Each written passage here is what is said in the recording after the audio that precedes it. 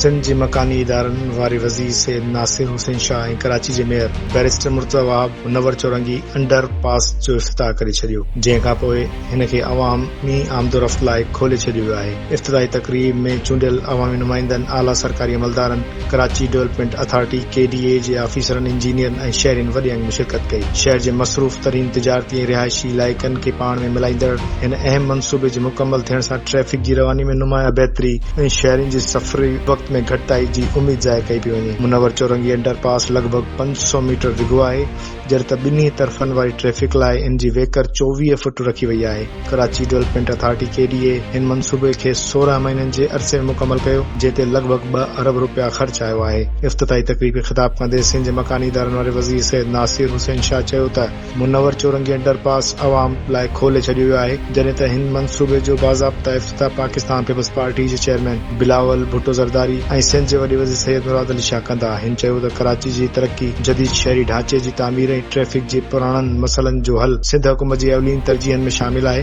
नासिर हुसैन शाह चयो त जिते बि तामीराती मयार बाबति शिकायतूं मिलियूं आहिनि उते जांच जारी आहे ऐं कंहिं बि क़िस्म जी ग़फ़लत या नाक़िस कम बर्दाश्त न कयो वेंदो। हिन चयो त कुझु अंसर सियासी मक़सदनि लाइ टे सूबे जो छॾींदा रहनि था, पर सिंध हिकु वहदत आहे ऐं हिन खे विरहाए नथो सघिजे। संदसि चवणो त कराची खे तबाह हाल शहर करार ॾींदड़ ज़मीनी हक़ीक़तनि खां